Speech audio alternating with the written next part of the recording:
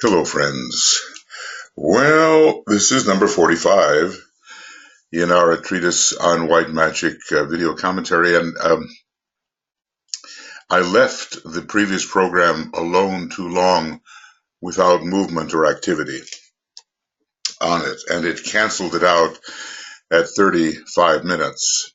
So I was just lucky to be able to retain that much of the program which was made. That has taught me a lesson about leaving this go-to-meeting program without any kind of movement, and hopefully that will not happen. This sudden end it will not happen in dealing with number 45 rule. It's the 10th section now on Rule 5. And we've been talking about a number of things, the 4 over the 5, the transference of the lower centers to the higher rather than the direct animation of the lower centers as the energy passes through the higher without really animating them. So, and he did say a very interesting thing about character building, that if we do it right, correctly, we are in fact working with energies and forces and subjecting energies to our needs. We're subordinating the elemental lives to the requirements, and we're bringing the energy system into a right condition by that type of correct living. So the correct and necessary necessary state of the energy system is facilitated by a program of right living. So, it's not just a question of being good.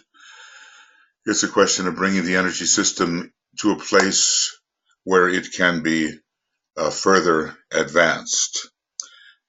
And then the energies will be raised from the base of the spine, starting with the 3rd initiation and climaxing with the 5th, from the base of the spine via the solar plexus and through the medulla oblongata, which I think is a very important hint about the importance of that area of the brain. And this is the ascension of the Virgin.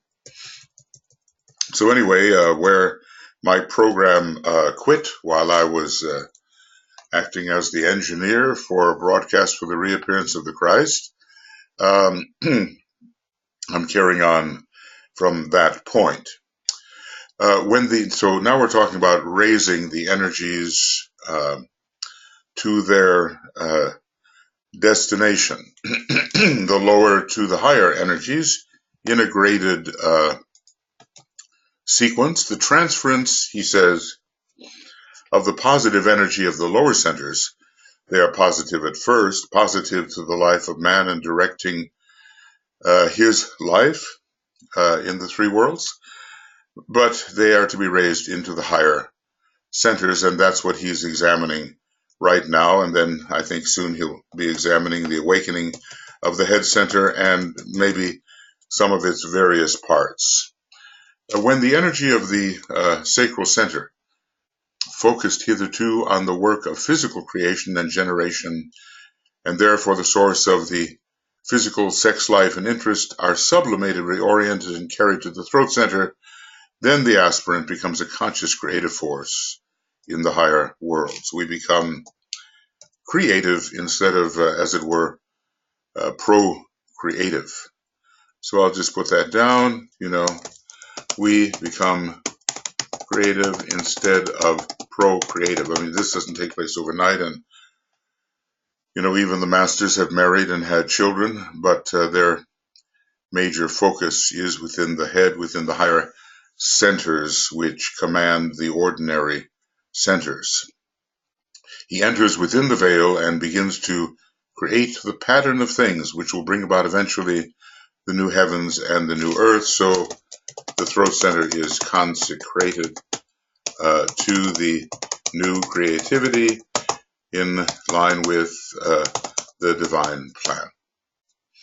And remember that it is, we have no longer is the throat center ruled by Earth, but by Saturn, and to a certain extent, Uranus on the seventh ray. Now, Uranus is the ruler of the sacral center in both cases. And so, you know, we have, get myself in alignment here, you know, sorry. We have here the possibility of transmutation using the planet Uranus and raising the energy of the sacral center to the throat center. And the words we begin to pronounce are more and more the magical words of right creativity. So we pronounce the magical words of right creativity in line with the divine plan. He tells us, you know, and of course, interestingly enough, Uranus has much to do with the ruling of the major head center, tied in as it is with the archetypal purpose, finally, of the logoic plane. That reminds me, you know, of the way the Great Bear sometimes is seen as connected with the Buddhic plane, but really the hint is given that its force is coming from the atmic plane, and I wouldn't be surprised if, again, the cosmic logoic plane is involved. Now, these are, you know, large speculative issues, and there's no way to confirm it. It's just nice for those who are interested in cosmology to get an ever-clarifying picture, which may be useful when applying the great law of analogy for the clarification of the structure of the different levels relative to each other. Okay, so that's the sacral center to the throat. Maybe I can put in here a little one, and even though it's not in the book. Now, the next one has more to do with the period approaching the second initiation. I think even Alice Bailey was involved, as I recall, in lifting some of these solar plexus energies, and she certainly had a strong recapitulatory period in which she was very much a sixth ray kind of preacher. But you know how it goes if we think of that relationship in a way that is maybe humorous and memorable at the same time, from the preacher to the teacher, from the solar plexus to the heart, from ray 6 to ray 2. Okay, when the energies of the solar plexus, expressions hitherto of the potent desire nature feeding the emotional life of the personality, are equally transmuted and reoriented, then they are carried to the heart center, and there is brought about, as a result, a realization of group consciousness. Now, here we're seeing the results of these transferences. We saw a higher form of creativity. So this is a higher form of creativity, from pro-creativity to creativity. And here we have the realization of group consciousness, group love, group purpose, which makes the aspirant a server of humanity and a fit associate of the elder brothers of the race. We certainly have to fit ourselves to be their associate. You know, it's somewhat like our relationship with the lower kingdoms, let's say the domestic animals and so forth. I think maybe the space between the domestic animal and a individualized human being is a little larger than that between the average disciple and the master, but the analogy will hold. They are not exactly our social companions, but we certainly do look after them, and some relationships are extremely close, and we are responsible for raising, let us say, the consciousness of the domestic animals into a stage from which individualization may become possible, and even in this round, although next round, the major, we are told, individualization among those higher forms of animals will occur. So anyway, group consciousness, group love, group purpose, which makes the aspirant the true server. Now, so the way to sum this up is to say the heart is, that's the human race. HT would be a good heart. Let's see if I have that.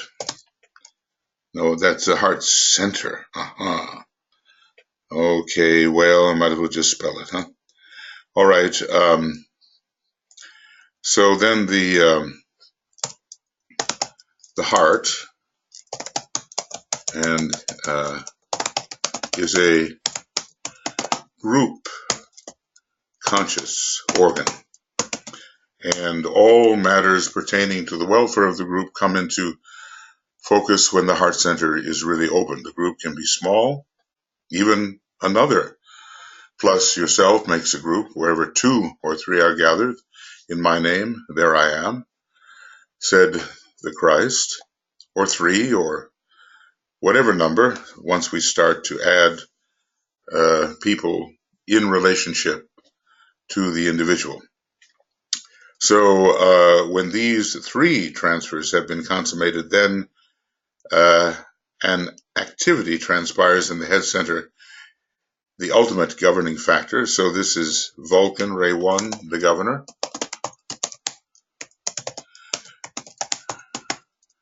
The 7 higher centers in the head. Okay. And by an act of the will of the indwelling soul, certain happenings take place, which we can consider later in our studies, but let's just say the higher centers take over.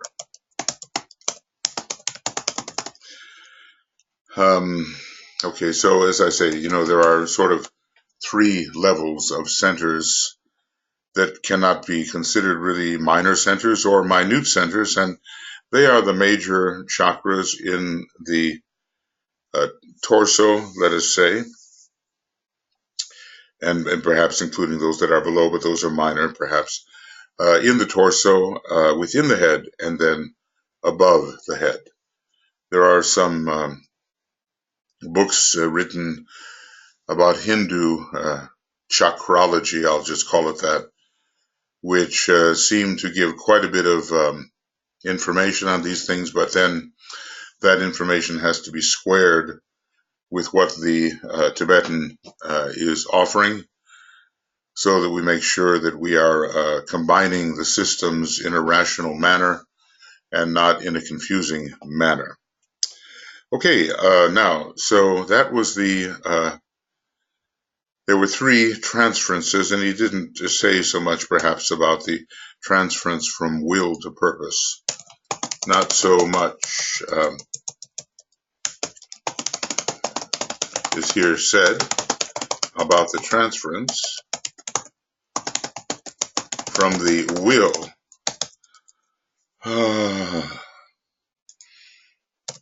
of the base of the spine center, ruled by Pluto, to the purpose of the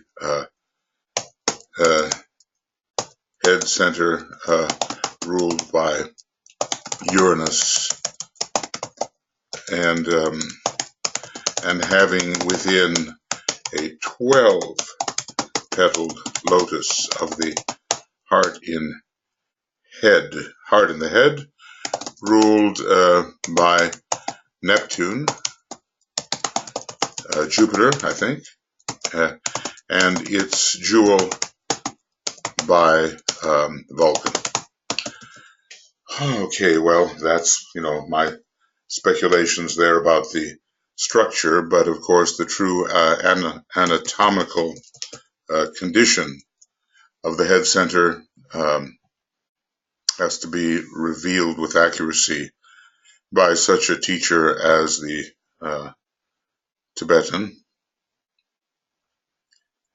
And before that, we're gathering bits and pieces. I mean, we know that there are perhaps 10 tiers of 96 petals, and plus the 12 of the heart and the head center gives us 972. So we're wondering whether the 1,000-petaled lotus is not quite 1,000, but that's simply a convenient way of remembering it. And I often wonder whether the great cluster of the Pleiades is not the higher analogy to the 1,000-petaled lotus. Already some 800 and something, I understand, Pleiades have been discovered. So we're on our way to numbers which correspond to the structure of the head center, as much as has been given about it.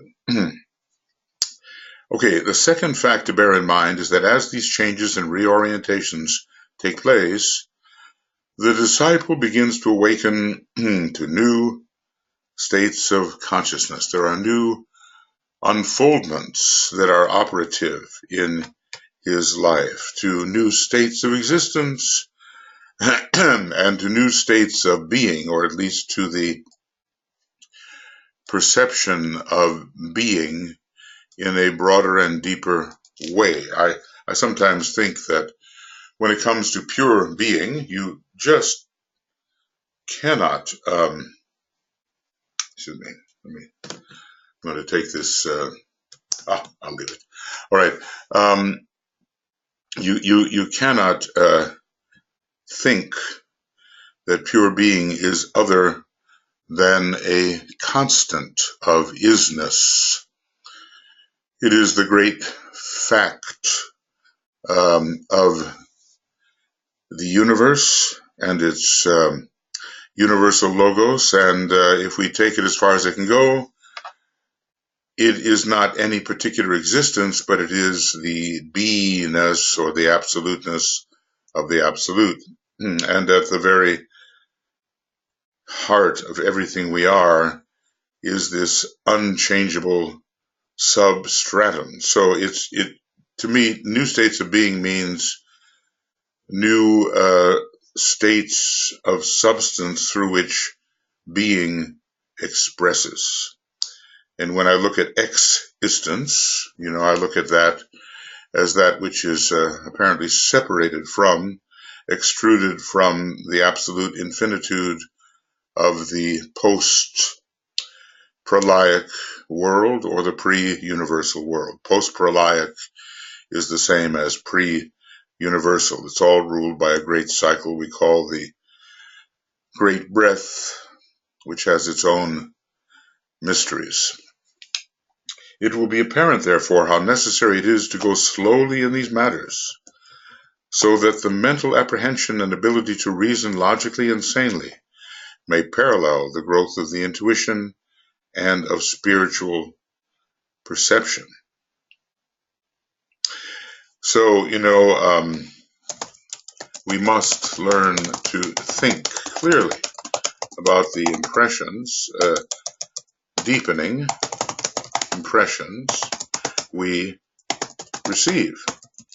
And when there is an imbalance there, then we have a kind of state of revelation which cannot be understood by the one to whom it is revealed, nor can he convey to others what it is, because he does not have the mental equipment to do so. So we get this kind of a mystical state in many mystical writings which are obscure as the author labors to explain perhaps what his mental equipment cannot fathom or assist him with.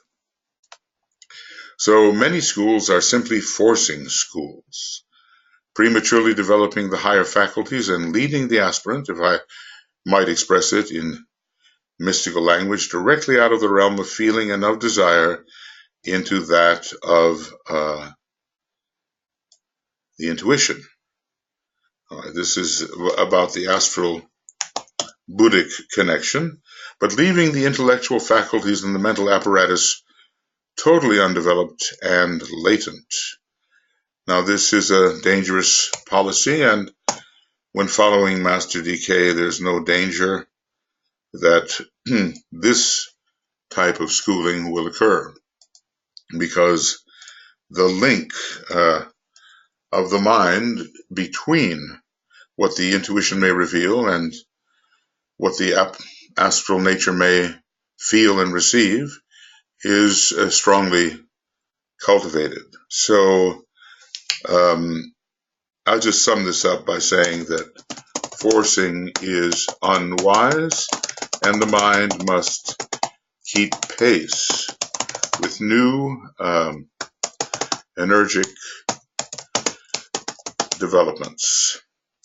So when this is the case, again speaking mystically, an hiatus or a gap occurs in part of the equipment which the soul must perforce use in the three worlds and its endeavor. So we then have the unbalanced state of many mystics and their inability to function intelligently in the world. So they have been transported, but they cannot apply that which is given to improving the world situation, and during the sixth ray age they didn't really care to do that. There's a discussion, I think, in The Destiny of the Nations concerning why the physical plane had been so neglected during the sixth ray age, and it being guided by Neptune, not so much Mars perhaps, but Neptune in this case, that had no real interest in the improvement of the physical plane, but more an interest in escape from the physical plane. That's why it's so interesting to consider what are the orthodox rulers of the chakras and what are the rulers of the chakras which apply to the life of discipleship. So go there, page 517 of Esoteric Astrology, and you'll see the two lists which one should definitely memorize. So this is not advisable, and DK is wise in his advice to students so that they don't become unbalanced fanatics, which he says are not especially the chosen companions of the hierarchy of organized and illumined minds. All right. So the interpreting, organizing, understanding mind is unable to play its part. So we might say, in a way, that the virtues of Mercury are not understood or utilized, at least in that phase of the development of the soul and incarnation. Where there is lack of understanding and of mental ability, there is a danger of misapprehension, of credulity, and of wrong interpretation of the phenomena of other states of being. So, the mind prevents many mistakes into which its lack of cultivation may lead. So, this is obviously, when a teacher like Master DK comes along, it is a correction which improves our understanding over many methods of teaching which the result of which may be the unbalanced student. A sense of values will be lacking because a certain examination of relative functions has to be there for a sense of values to occur. A sense of values will be lacking, and the aspirant will overestimate the non-essentials and fail to grasp the value of the spiritual realities. So, glamour can enter when there is imbalance. And proportion under Libra, essentially a mental sign, and how does he say it? Super mind. He connects with Libra, is necessary to cultivate. So, our balanced, integrated development is what this particular master seeks. And if we are wise and not overly ambitious for the exaltation of that insignificant part of ourselves we call the personality, relatively insignificant compared to the soul, then we will proceed cautiously and not get ourselves into trouble through excessive eagerness and forcing. So anyway, the new, in summary here, excuse me, in summary, the new will emerge, the consciousness and the abilities which can be expressed through the energy system. So energy may pour into the force center in these cases.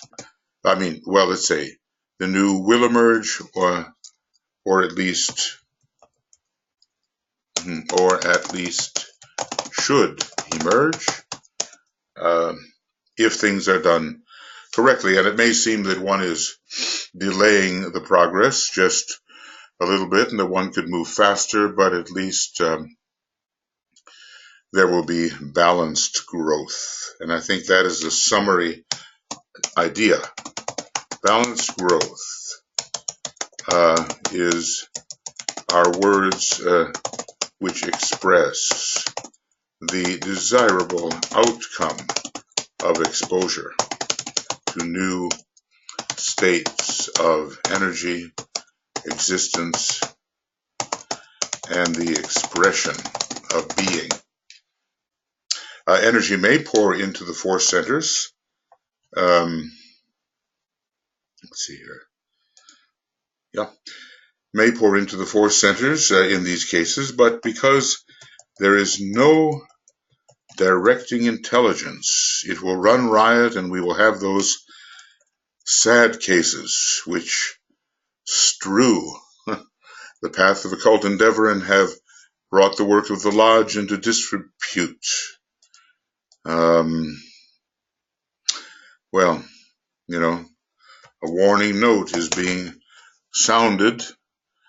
What did DK say at some point? That he said it in respect to integration. He says there's no way to prevent the newly integrated man from running across the bridge. He feels so energized by the new type of power that is coursing through him, the extra energy which comes when friction is reduced and integration supersedes friction, that he just wants to go forward at all costs and does so without restraint. But at least he is relatively integrated. The kind of situations we're dealing with here show the inpouring of energy into a rather non-integrated individual and unbalanced individual. So there are, the mind is the directing intelligence. It has about it much of the first ray. As when we tell people to mind. The first ray is coming into this. So the directing intelligence, the fifth ray being connected with the first ray, and the first ray being the area of transfer of fifth ray types in general, when it's the soul we're speaking about. This directing intelligence has to be present, or there will be chaos. Okay. And maybe DK has seen this, I don't know if we've seen it, but there are some sad cases which, in which lives are lost through the destruction of the type of integration which was building, but which had been destroyed through through the reception of powerful energies and either their misdirection or non-direction. Sad cases which strew the path of occult endeavor and have brought the work of the Lodge into disrepute. Cases of overemphasized personalities, of superstitious devotees, of credulous leaders, followers of leaders, of fanatical, unbalanced idealists. There's the need for balance, right? And of those warped minds which arrogate to themselves powers which are not theirs. So these are the dangers. He's just cataloged some of the major dangers. And, the whole reading of DK is like a cautionary tale. If the reader of DK does not emerge with more spiritually motivated caution in his approach to the inner worlds, then the reader has not been reading carefully. All right. So, overemphasized personalities, megalomania. We have, megalomania. Superstitious devotees, not really rationally thinking about cause. So causes, or let's just say true causes, are hidden to such types of credulous followers of leaders, blind belief. A lot of these are sixth ray abuses. Here's one: fanatical, unbalanced idealists, emphasizing, how about spelling that word, huh? Emphasizing the part instead of the whole, about which they do not care. And those warped minds, so lack of proportion, which arrogate to themselves powers which are not theirs. Interested in power and not in the well-rounded development. Warping, we've seen it in wood, can be very ugly. Sometimes it's considered artistic, but you wouldn't want to live with it, I think. It's non-proportional. Men and women become swayed by astralism and wander. They don't know where they're going. They're just encountering one phenomenon after another, wander in the veil of illusion, regarding themselves as different from other men, placing themselves upon a pedestal far above average humanity. And in fact, they are reviving powers which were dominant long ago and in a less developed state. They fall consciously into the sin of separateness. Oh my, this is not a pretty picture of that which happens when energies descend and are not regulated. So, hence the study, hence the cultivation of the mind, so that it can properly direct whatever we may encounter. So this is the one great heresy, right? The great heresy of separateness, right? The one great heresy, the heresy of separateness. Add to the above category the cases of sex perversion brought about by overstimulation of the sacral center, and we would say, as in Lemurian days, so much justification today is directed towards what otherwise would have been considered as perversion. I don't think I need to get into that, too much. You know what I mean? And that will have to be corrected. So we have to have what is necessary for all of us. Necessary is a balanced stimulation of the centers, that stimulation occurring in right order according to the monadic ray of the individual. Of course, it's out of the individual's hands, but the pattern of correct activation will be inbuilt into the energy system. So balance is a key factor, and in the Aquarian age, the air signs will be prominent along with Aquarius, and Libra, the sign of proportion, will be present. Lots of imbalance at first in the Libran life, but finally the individuals get a hold of themselves and learn how to produce that perfection which comes from right relationship of the energies. So these perversions, overstimulation of the sacral center, he tells us it ran riot among the more highly developed types in later Lemuria. The cases of neuroticism, it's an old word, it's not so much used anymore, but certainly in the work of Freud and Jung it was much used, and oversensitivity and emotionalism, a highly activated Neptune, which is so sensitive that it's afraid of the impacts of the physical plane, brought about by the premature vitalization of the solar plexus center. It gets worse and worse, doesn't it? And lastly, the cases of insanity brought about by overstimulation of the brain cells through unwise meditation work. We're not playing here, are we? We are not studying something which is interesting to know about, serious consequences lie ahead for improper relationship with the ascending energies.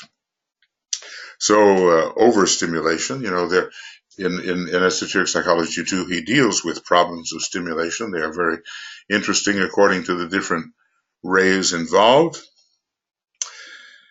Some people get a hold of the idea of meditation and want to meditate all day, hours and hours, and they will do themselves harm and lay up trouble for lives ahead, and actually in the long run retard their progress through wanting to advance it with undue rapidity.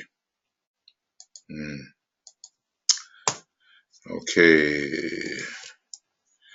And it will become increasingly clear why it is deemed necessary to proceed slowly and to develop the mental processes as well as the spiritual nature.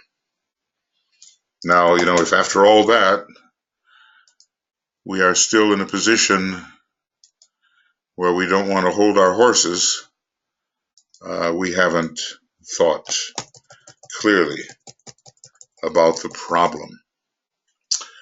The problems we will inevitably encounter,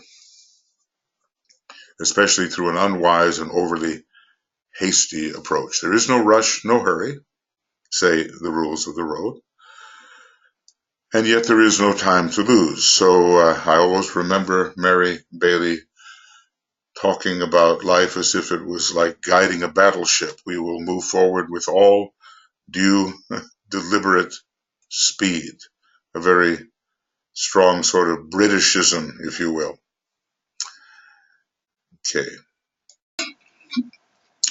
Okay, moving on then. I just have to marvel of how practical all this is. Obviously, we're dealing with a teacher who has had many, many students. He has, it has been said, occult rumor has it, he has had two prominent European incarnations, and one of them may have been as a Neoplatonist Plotinus. I think he wrote the Aeneads. He had a school. He had many students. I think, we're dealing here with one of the great teachers,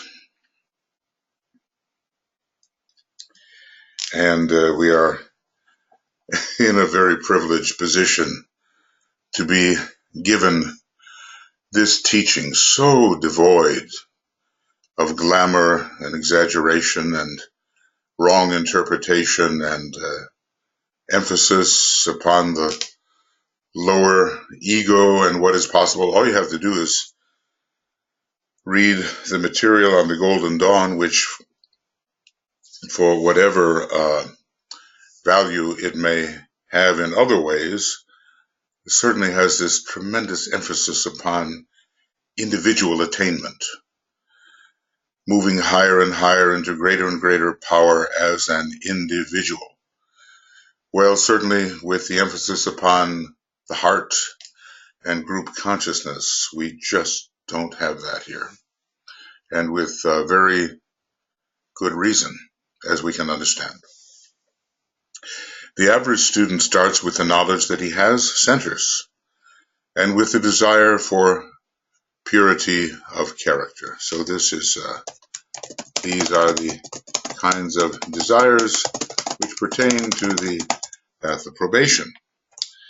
He is assured by those who know that as he strives, meditates, studies, and serves, and notice striving is in there, right? We don't say that aspiration, which is actually a scientific method, can be dispensed with. Not at all. We have the meditation, study, and service plus striving. We have the, okay, come on. We have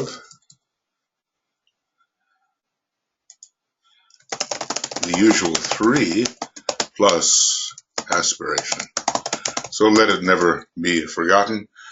Even the planetary Logos has his own cosmic aspiration, and on it goes with greater and greater beings.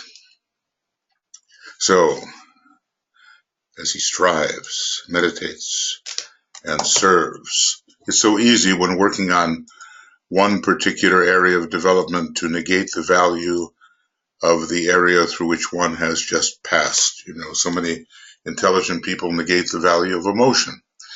So many soul-oriented people negate the value of mentality. And many negate the value of physicality, which is the basis of it all and keeps you in incarnation so you can do something for the redemption of this condition inherited from the moon chain and from a previous solar system.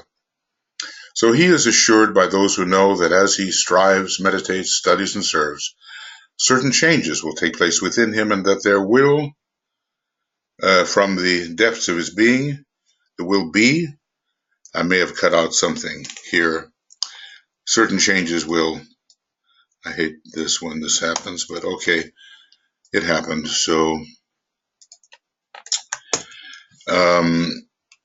certain changes will take place within him, and that there will arise from the depths of his being. I cut out the word arise. And that there will arise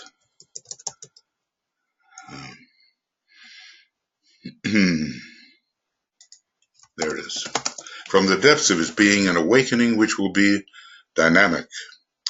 He is told that there will follow a breathing forth, a stirring and a vitalizing which will bring his subjective spiritual life into prominence.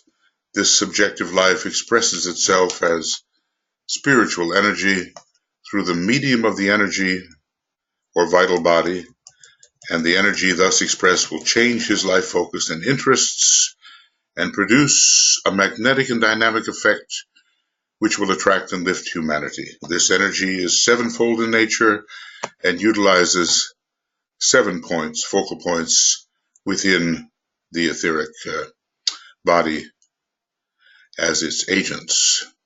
So, and this is, let's just call this,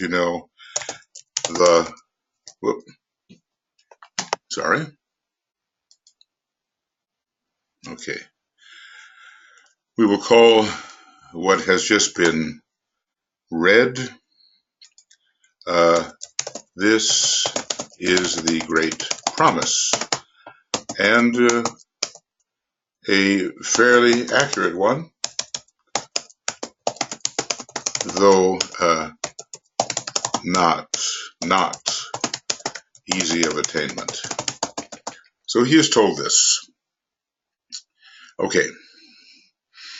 It is not possible for the aspirant to work with and utilize all these 7 types of energy intelligently in the early stages of the path of discipleship. And this is why some of the centers are seen at first in an undeveloped stage, just the way some of the planets as chakras in the solar system will develop later than others. They have higher functions which are based upon the earlier development of the lower chakras with their lower functions. It's all a question of timing and right hierarchical development. So it's not possible for the aspirant to work with and utilize all these types of energy intelligently in the early stages of the path of discipleship. The emphasis for training purposes is laid upon only 3 of them. Okay, so here's the way it works out practically. These are, so in other words, let's just say gradualism is the way of correct building. And initiations are graded. Now you'll see the connection with gradual and graded. And of course, all of our school efforts, even in ordinary schools, are hierarchically organized. Things get more difficult and, in a way, more inclusive and synthetic as we go along. So for training purposes, 3 of the energies. 3 energies are emphasized. And let's see what they are here. 3 energies emphasized. That of the will, strength or power through the medium of the head center, whatever your ray may be. Always the head carries the first ray quality. This is the energy of the spiritual man and comes directly from the monad via the soul. And so basically we have a relationship between the monad and the head. Let's just say broadly the head without getting into all the different centers. He's told us that the heart center connects with Buddhi. The head center connects with Atma. And I suspect that it is the heart in the head center which connects with the monadic plane. Up to the third initiation, however, all that the disciple needs to grasp is that the will aspect of the soul should control the personality via the mental body to the head center. Okay, so the mental body is definitely involved in this control.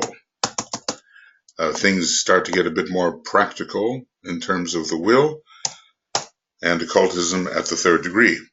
When this is the case, the 1,000-petaled lotus begins to function, and the line of this stream of force is as follows here. The first solar initiation is really the dividing line here when it comes to spirit. The dividing line after which spirit becomes practically important, not just theoretically, not just theoretically so. So we have the monad, Atma, from which comes spiritual will, the inner circle of petals in the egoic lotus, the will petals, and maybe we shouldn't leave out the that particular synthesis petal, which is connected with will. Let's see, there is also a synthesis petal connected with will. But maybe he's just trying to be quite direct about this. It would seem to me it would have to be included. Then the mental body, the head center in the etheric body, and the nervous system in the brain. This is one clear line of descent, and this line of descent is on the first ray. Then there's another line of descent, another energy which it is possible to work with, and that is the love-wisdom energy. All right, through the medium of the heart center. This center is, when awakened, leads to that expansion of consciousness which initiates a man into his group life. This is a repeated idea. The heart and group, response to group vibration. And if I may say, looking at this, heart centers are found on the second sub-level of the etheric portion of any plane. So in a way, the monadic area is the home of a kind of heart center, probably, well, certainly connected with one of the greater beings, either the planetary logos or maybe to some extent the solar logos. And that being the case, this heart center emphasis, it will be involved in the stream, the second level of the etheric body will be involved in this stream. And interestingly, on this second level of the mental plane, we have a type of siddhi or power called response to group vibration. Response to group vibration on the second sub-level of the mental plane. So heart, second level group vibration. And I'm going to just sort of put those together. Heart, second sub-level of the of any etheric plane, and group vibration, especially for our purposes on the higher mental plane. He loses the sense of separateness and finally emerges into the full light of realization, a realization of unity with his own indwelling God, who is the solar angel in one respect, Okay, in one respect. Let's see if I have that there. In one respect. Okay, in one respect. Solar angel in one respect, and the monad in another, and the monad in another. So he merges into the full light of realization, a realization of unity with his own indwelling God, with all humanity, with all souls and all forms of nature, and so with the oversoul. I am one with the oversoul, one of the three fundamentals of the secret doctrine. The fourth stream comes likewise from the monad via the soul, and its line is as follows. Now, notice the different parts of the monad. The monad is on the first ray, generically speaking, but the will part of it is especially so, the wisdom and love part on the second ray, and the activity and intelligence part on the third ray. So from the monad, and probably especially from the wisdom love aspect, through the Buddhic plane of spiritual love and intuition, and here, the second and fourth are closely related. Through the second circle of petals in the egoic lotus, the love petals, and again, I would say through that synthesis petal, which conveys love particularly, and which is the synthesis of this second circle, the astral body, the heart center, the bloodstream. Okay. So these lines of descent are very important, very important. And they are along three ray lines, which is a factor that we can grasp, and we don't have to deal with all seven energies immediately. In the little evolved man, this fourth stream simply passes through the heart center, direct to the solar plexus, and expends its two aspects of vital life and soul quality, one energizing the bloodstream and the other awakening the solar plexus. So the higher energies are not arrested above the diaphragm in the little evolved man. They pass straight through to the lower chakras.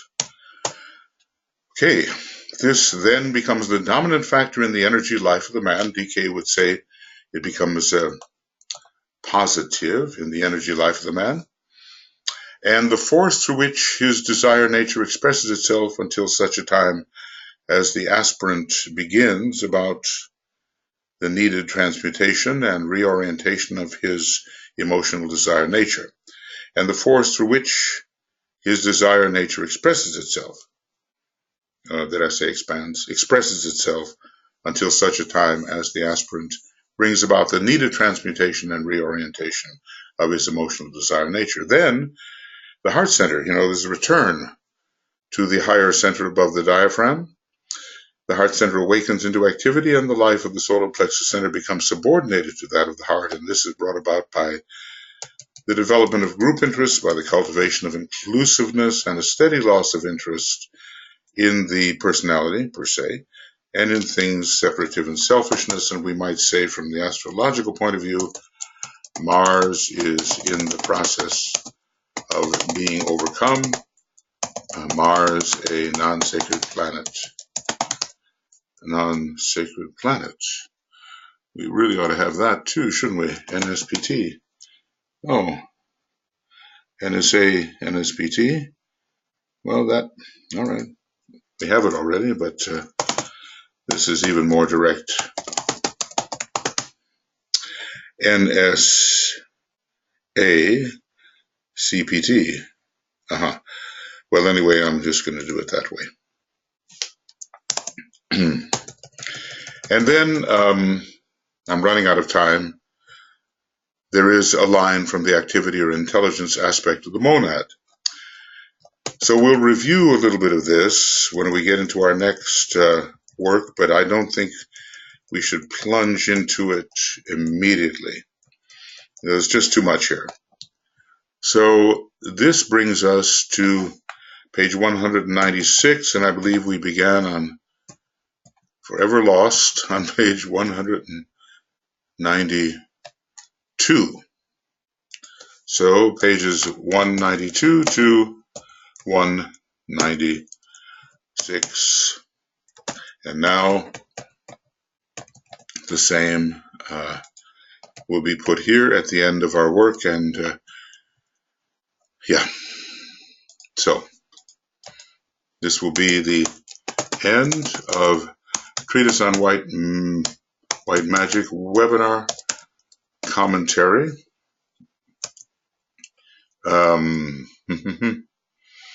Rule 5.10 and its webinar commentary, or video commentary, really. Video commentary number, and what number is it, please? It's going to be number 45. Number 45 and Rule 5.0 and pages 192 to 196 and beginning of Treatise on White Magic, a video commentary number 46, 5.11. The chapters are getting longer, pages 196 to whatever, probably another 4 pages or so. So we're looking at energy descents from the monad. We're looking at energies that a man can deal with, as he cannot deal with all 7 simultaneously. And the 3 major energies are going to be will and power, love, wisdom, and intelligence, coming from the 3 aspects of the monad. Okay, friends, that'll be it for right now, and we'll go on further when time allows us to do that. Okay, thank you for thinking along with me. It's a big think, isn't it? You know, the DK's material. Very comprehensive and detailed at the same time. The second ray is the ray of detailed unity and comprehensive inclusiveness. So we're going to have a lot of work to do to assemble it all and see it as one thing. All the many parts and pieces seen as one thing. Okay, see you then. Bye-bye.